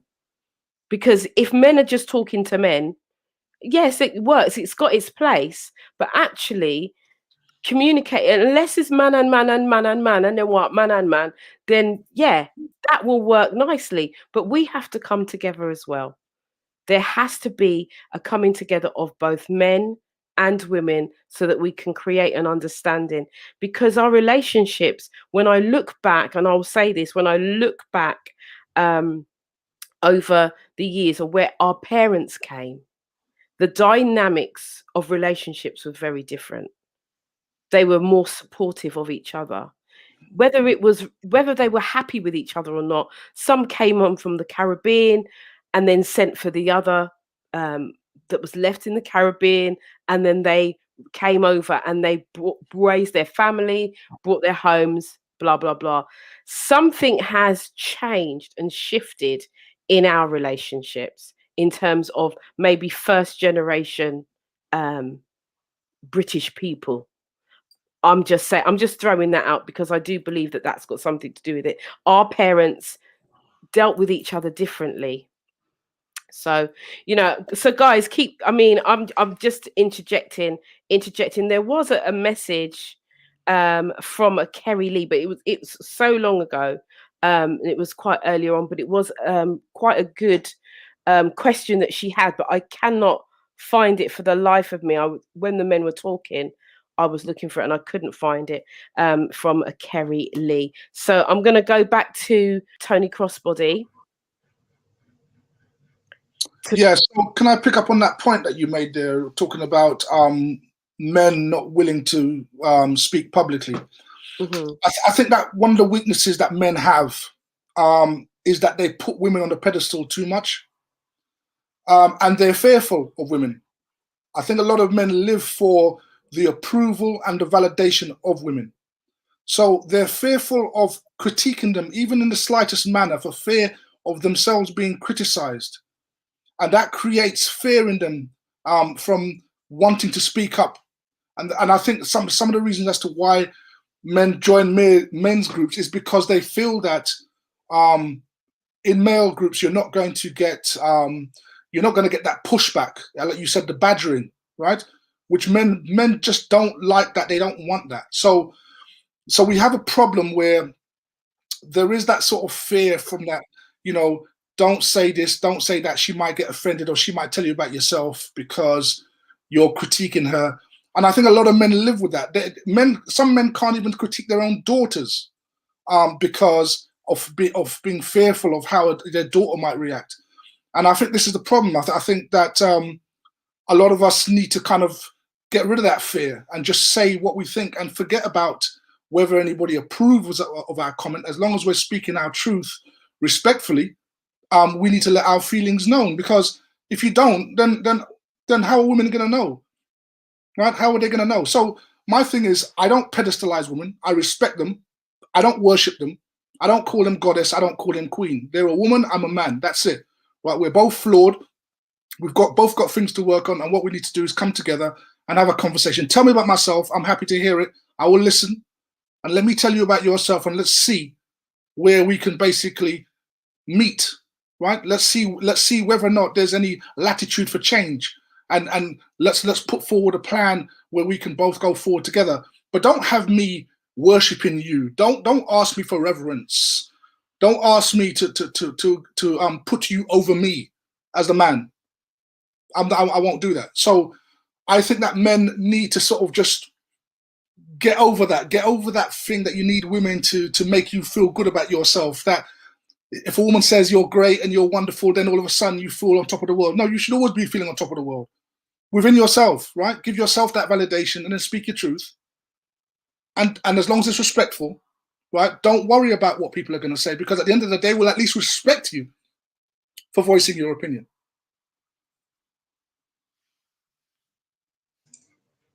And to tag on to the back of that, the fear. When I was younger, growing up in church, you used to see the men, they wouldn't open their mouth. They'll go into this like, I don't know, they think it's being humble. I don't know what they call it, that meekish, oh, okay, sister, hello, yeah, because they don't want the sister to say anything to them. And that has a negative effect for the women as well, because when a man does stand up and says something to them, they can't handle it because they've never heard it before. They were trying to say, my dad's never spoken to me like that. This one's never said anything to me like that. And that makes them, as Tony's saying about being up there, I'm a queen, I'm this, I'm that, you can't say anything to me. So that then there's a problem, because I'm trying to help you to grow or to better yourself, but because you see it as a negative, then we're having a clash. And all I'm saying is to you, you know, maybe if this or maybe that. It's not a negative, it's a flaw in your character. But because no one's ever corrected you, because women don't really correct each other, because if another woman says another thing to another woman, they start fighting and calling each other bitches and this and that, or I don't like bad mind people, you're bad minding me and you're this and you're that, you're pulling me back, so let me step away. And sometimes, you know, if you go through life without ever being critiqued, you're living in a false reality. Because you're not going to develop. You're just thinking everything is great. I'm great. I'm the best. No one's ever told me this before. So I've had 2 previous relationships, and you're the first man to tell me this. Or it's like, no, people just haven't said anything. That's why men have left you, or that's why your friends don't talk to you and stuff like that. So critiquing is not a bad thing, but people just need to actually be open to it. And men need to just open their mouth. What's the worst a woman can do to you, really? Was she gonna slap you or something? I don't know. I don't know. Maybe I'm just a different character. I'm just gonna open my mouth. If I don't like it, I'm gonna tell you. Deal with it. And that's what it is. But a man would tell somebody else something, but they can't say it to a woman, and it's supposed to be a woman that you love. Tell them. Tell them. Because it's only gonna make you better, isn't it? Instead of sitting in the corner being quiet and just being miserable. So I don't know. Men, just talk. If you're sitting there talking, just talk, man. See, that is so true. However, there's only some people you can tell the truth to, because problems, you know, some of the problems. What I think I've said it before, is that there's too large a minority of women who are not happy with their own self-image, and for us as men to talk to them about their self-image when you can see that they are probably emotionally, I'm trying to think, ladies, let me know another word instead of the phrase emotionally damaged, because I don't want to use the word emotionally damaged when you are. So I want to find another word which is easier for you to accept. But there's too many, until you find another phrase for me that is acceptable to you as women. But there's too many of you that are emotionally damaged as regards to your self-image. So that for a man to say anything to you and you've already got that, as men, we know that's even more damaging to you, especially if we feel that we're not going to be around long enough to nurture you through that.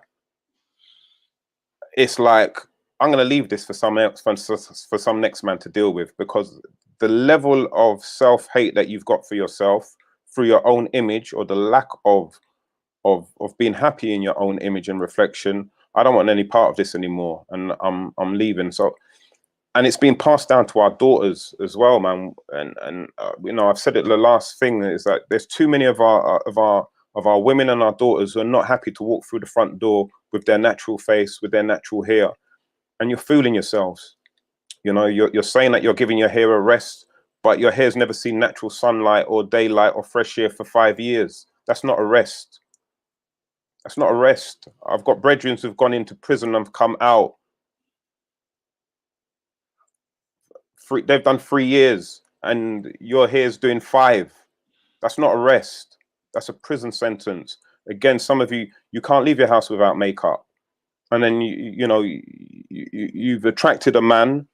He's seen you with the makeup, and then when he lies down with you eventually and wakes up with you, and all of that foundation's off your face, for him to say, "Oh my God," you're not gonna. That's gonna make your self-esteem even worse. So some areas we cannot be honest, and we're letting our daughters continue this on even a higher scale of deception. The amount of contouring and everything can. You know, it's we have to flip in, start addressing this, man, because what's happening as well is, like, you know, I've got to try and teach my sons to find a natural girl. Don't bring no contoured face girl to the house, and because you're not going to be happy. She's not happy with herself. You're not going to be happy. We have to start going back to basics, man. We really do have to start going back to basics. And again, ladies, please check yourselves and check your daughters about what kind of image you're putting out there. Because you're saying that you want a man to take you seriously. You want a man who's going to be loving and caring. But all you're doing on Instagram, on your Facebook, the signals and the images you're showing is that you're for the hit, the slam, and the dashware. Because you and your friends taking pictures where is for me, I can't take no girl serious. If your batty is facing the camera, I can't take you serious because you're projecting sex. That's what you're projecting to me. You're not showing me your intellect. You're not showing me the depth of who you are. You're showing me that you've got batty and it's there. It's available. So, you know, if this is what we're showing and this is what we're pushing forward, then there's going to be problems. There's definitely going to be problems in you trying to find a decent man and holding a decent man, because what you're attracting, you're going to be attracting harbor sharks, and you're going to be attracting man who's on the hunt. And that's how I see it. And so these are some of the things that we need to address as well. And again, we need to address with ourselves as men and as our younger guys. You know, we've got to stop putting those kind of women on pedestals. And it's difficult because, like, for me, as I said, I love women. So, but I've started any kind of girls or women on Instagram who have just, that's all they're about. I'm starting to delete them from my thing. So it's not in my image, in my subconscious anymore. You know, if you've got your natural hair out, that's a blessing for me.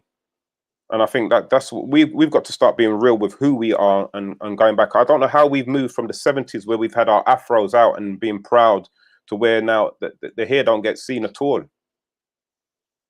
You know, as a man, you know, your crown, I want to put my fingers in your crown. I want to put my fingers in your crown. But as soon as you come in, blah, blah, blah, your head is, I never see your natural head. I never see it. I can't touch you on that level. And your head, your crown. You know, you want to be a princess, you want to be a queen, but I can't touch your crown. You don't want to display your crown. You're not a princess. You're not a queen. And don't you dare call yourself an empress, because I'm not impressed with that. If you've never shown your crown. So, you know, so for ourselves as men, you know, we've got to be honest with who we are and what we want. And again, how we approach women as well, you know. I mean, my saying is that all men are harbor sharks. It's just that some of us swim a little bit differently. But, you know, ladies, think about how you're allowing men to approach you. There's too many of you allowing men to just talk to you on social media. And before you've even physically met them, that man's in your house and he's in your bedroom. Too many of you. Mr. C, can you just say that again, please? Because this is something, because I work with a lot of women, and this is something that needs to be said again from a man. Because when a woman says it, it's like certain women don't want to hear. So just say that again for me, please. Yeah, there's too many of you. You're allowing men to have conversation with you on social media, and before you know it, before you've even physically met that man, he's in your yard. And if you're having a conversation with a man you've never met, social media, and he's coming to your yard when your children are asleep, you're asking for trouble. You're asking for trouble because you're saying to me that I can come in to your house and disrespect you while your children are sleeping. Because that means if you've got no intention of me meeting your children, and I've got no intention of meeting your children, you know what time that is. You know what time that is. So we got to really be different. And I know for me as a man, I'm not coming to a woman's house. If I come into your house and I don't want to meet your children, no, you know what I think of you. It's very, very simple. I'm not meeting your children for a reason, because I don't want to get into no relationship with them, because I'm not going to be around. It's very, very simple. So if you allow me to do that, I will do it. So we have to really take check on ourselves, man. Can I just ask you a question, Mr. C? And it's about the same thing. And this is maybe for some of the ladies with maybe younger children or not. Because there are some women who don't want men to meet their children. So they won't have a man around while their children are there. What do you say to those women? I say, you know, I salute them. I absolutely salute them, because I think you shouldn't have anybody around your children until you know that person 100%. You know, do not introduce anybody to your child as uncle this, or, you know, same for men. I would not excuse me, I would not let a female meet any of my sons unless I know I'm absolutely serious about that woman. It's not going to happen. It's not going to happen. You know, this oh, meet uncle this and meet auntie that it's nonsense. We need to stop that rubbish, because you see what it is that while our children are young, we can fool them. But it comes a time when our children reach a certain age, and when they hit 16, they realize that, you know what? Oh, I haven't really got a big family. My mum was just a datias. And then he loses respect for women, because remember, he puts his mum on a pedestal. He sees his mum as something, and then he's got to deal with that emotional baggage. And some of us are equipped to deal with it. Some of us ain't. Some of us, it turns out into that we go out and we start disrespecting women, because we see that, you know, my mum had no respect. You know, yeah, it's deep, man. It's deep. But whenever we do come to that realization, and this comes back to what all the guys were saying tonight about triggers, is that, and Tony, I think you're a stickler for this way, and even yourself, Yvonne, where you talk about self-responsibility. There comes a time when you realize things what either your parents or certain people were doing when you was a child were wrong, and you may have a viewpoint against your mother or your father about that. But once you turn an adult, it's for you to say, you know what, from this day forward, now that I've understood that, I can no longer use my mother or father as a blame for my behavior from tomorrow forwards. You know, there's certain things what my mum did when I was young, and I think I'm lucky because I've got an unconditional love for my mum. So, but it was that what made me think that, you know, out of my mother and my father, probably my mother was the bad guy, and my father was the angel. And that's a difficult thing for a man to look at and realize and think to yourself, rah, mum was a gangster. And because of that, I could probably say to myself, you know what, I ain't got no respect for no woman. But you know what? I don't know what my mum's circumstances was back then. I don't know if my dad did do something which made my mum think that way. And you know what? It's none of my goddamn business. That's their business. The only thing I've got to say to myself is, okay, I might view something as what my mum did as wrong. I can't use that as an excuse to go and do wrong to other people. I've got to take personal responsibility for what I've found out. I've got to be able to say, you know what? Forgive my mum. Love my mum the same way. It's not less. Doesn't make her less of a person. Because I tell you what, if my mum found out some of the things that I've done in life, I just have to change my name, first and surname. I'd have to check. Well, that's why I'm Mr. C. You know what I mean? So once you find something out, deal with it, take responsibility for it, and say, how are you going to move forward in the right direction? Lovely. Okay, so we've got a message. It's lovely to hear the men talking, yet it would be even better to hear an undertone of respect more than condemnation. Many women are willing to listen, and as Theo says, we are all evolving. That's from Michelle. That's a comment that's just come in. Right, we are down to the last 12 minutes of the show.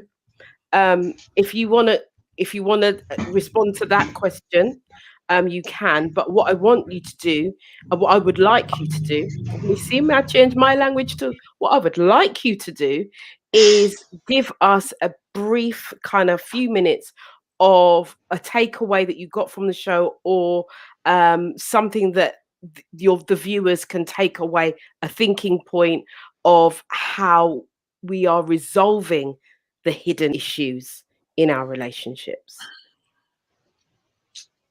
And anyone can start. Let me close that first. It's going to be short. You know, in the Bible it says, when you point your finger, look, remove the plank out of your eye before you say something about somebody else. So before you do anything, before you step out and you're looking for a relationship, make sure that you are ready and that you've checked yourself and you know yourself. You know yourself, because if you don't know yourself, you don't know what you actually want. You're just guessing and trying. So get to know yourself first. Spend time with yourself. Actually take yourself away and go by yourself and just get to know yourself. So get to know yourself before you try to do anything to go forward. And before you want to say anything about anybody else, check yourself before you say anything. That's it. And thank you guys. You guys have been great today. Yeah. Just jump in when you're ready, Eva? guys. Yeah, go for it. Yeah, Eva? Yeah. Oh, yeah, go. Okay. I say that be the reflection in the world that you want to see in yourself. So, you know, if you want to see peace, love and harmony, which I think is the way forward for us, you need to be peace, love and harmony. You know, that needs to be the rest connotations, not about blaming fingers. You know, look at yourself. You know, I could say my mom was a role model. You know, everyone loved her, and I took my values from her. Just like Mr. C said, the more than my dad, he was more disciplined.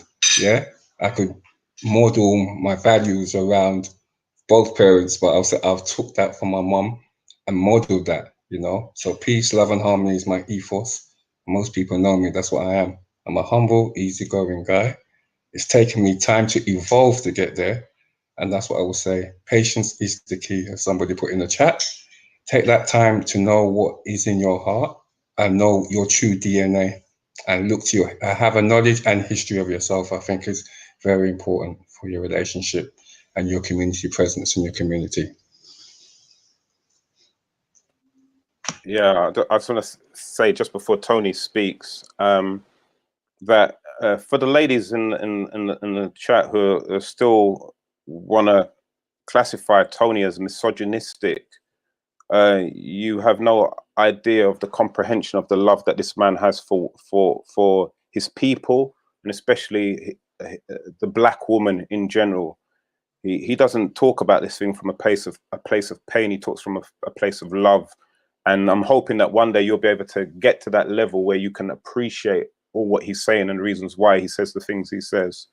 And with that, I think my last little bit is stemming from like knowing somebody like Tony and sitting down and reasoning with somebody like Tony as regards to relationships and black love and the reasons why we're failing and what needs to be addressed, is that he comes from a place of truth.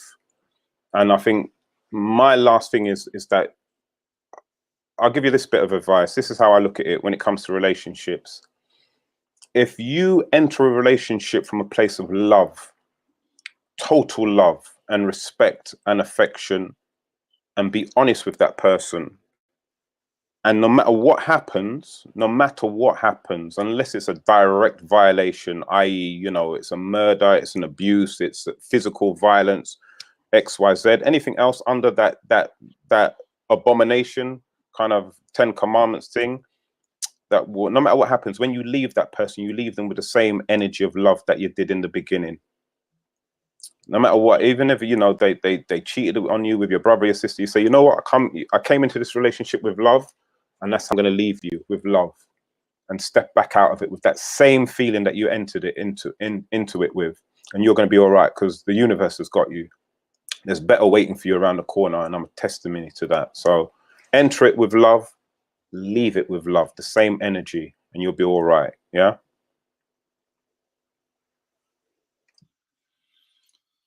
Yeah. So yeah, thanks, Mr. C. Appreciate those nice words.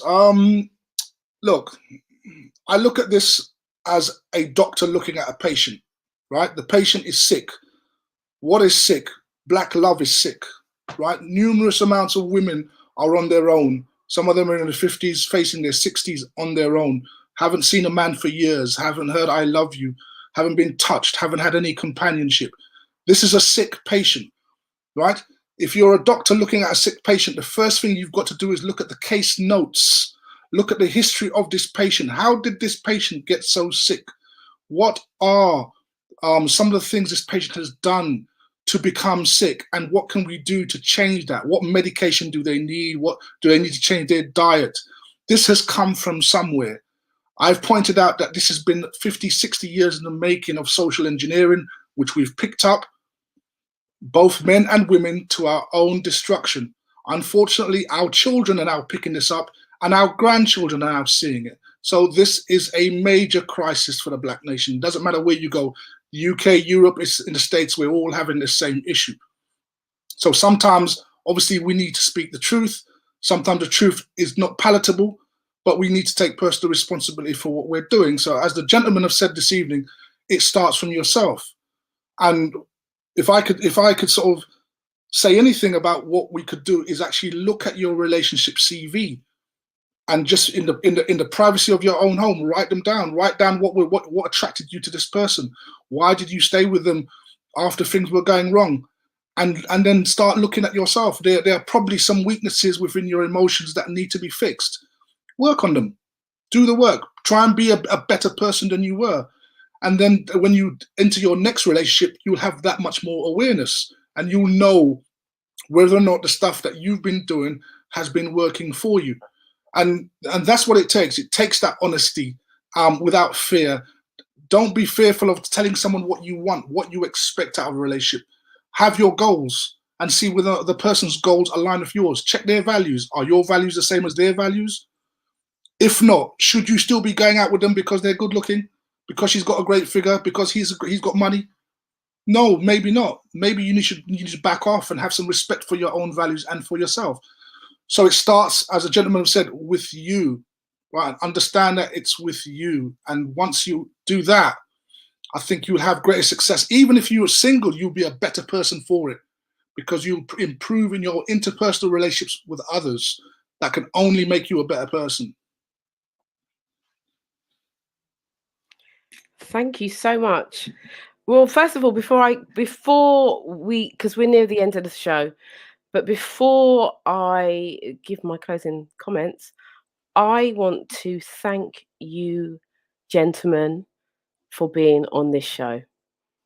It has been one of the most informative shows that we have had to date. That's my personal synopsis of this show.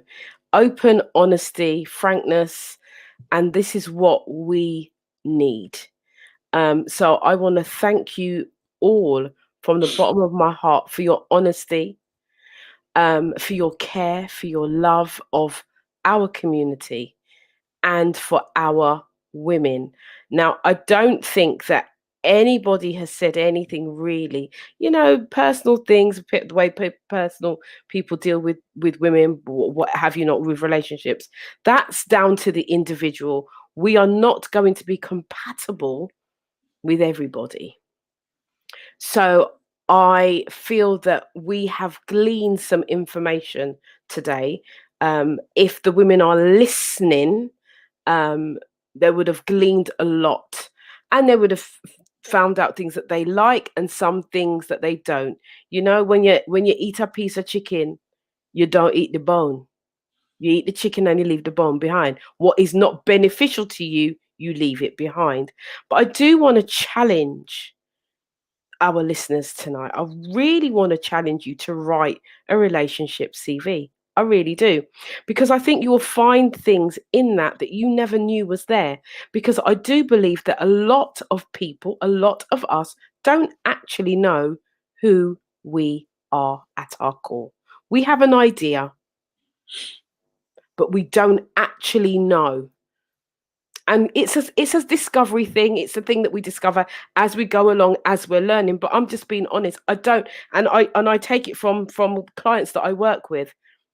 We don't know who we are. We don't know what we like. We don't know what we want all of the time.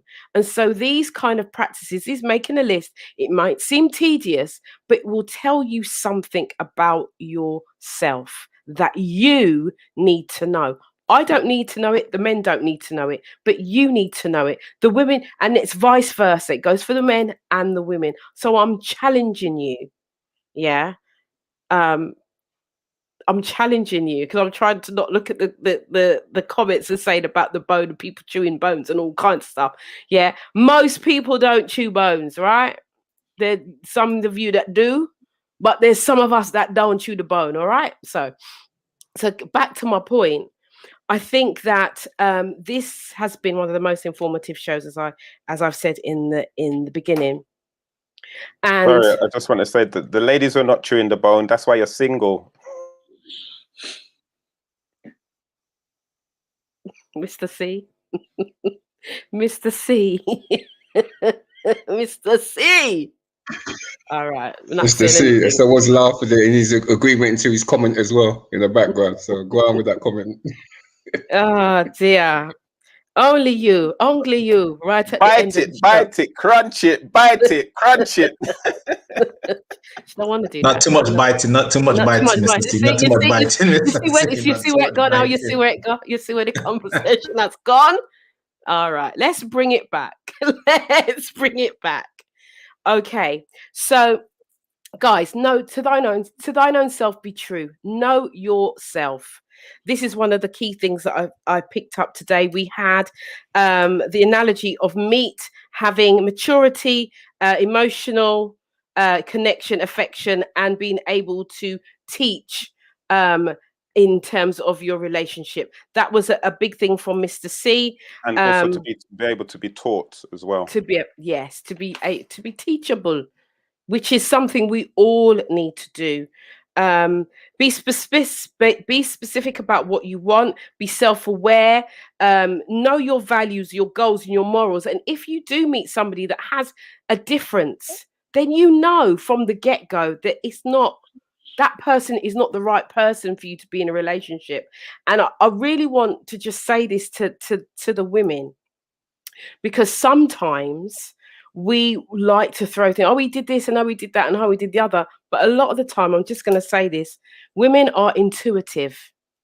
I'm just going to say, deep down inside, that man is not for you, but yet still you go for it. I can't talk for men because I'm not a man. I can talk for women. I know as a woman because I've done it. And I know that there's many, many women out there, because many, many women talk to me and say, oh, he's this and he's that and that, but haven't taken the responsibility. You put yourself there. So let's move forward knowing that we have intuition. Let's learn to trust it. And I'm going to say that to men too. Learn to trust your intuition, because you already know. You meet this girl, and I think it was Tony or Mr. C that said about the contouring and the this and the that. You don't know that's not the type of woman you want to settle down with. So why are you going there? Why? Leave people pick me them alone, right? They just want to hit it. That's why. They just want to hit it. That's all. They just want to hit it. And then and maybe she wants to get hit. She wants a little something too. But if that's the case, know why you're going there. Yeah, with an open mind. Right, I'm going there for sex. I'm not saying it's right. I'm not saying it's wrong. But if that's your intention, that's your intention. It's got nothing to do with me. But know what your intention was, and don't try and make it something else after the fact. And, all right, and I'm also just saying. Put a timeline on it as well. Put a timeline on it. Know what you will do, what you won't do, before you enter into those sexual relationships as well, because a lot of the time there's no time limit on it. So what happens, something which is fun now during lockdown ends up being 3-7 years, whatever, and you haven't put any kind of levels of degrees on it. So that's how it moves from a sexual relationship into a full-blown relationship, because you haven't said that, you know what, you don't sleep over, or you don't have dinner in the yard with them. There's certain little things, do's and don'ts. You should have a little checklist to keep yourself within that sexual zone. Or the same things what you ladies do for the friend zone, you should have something like that for the sex zone. Absolutely. I totally agree. Unfortunately, we have come to the end of the show.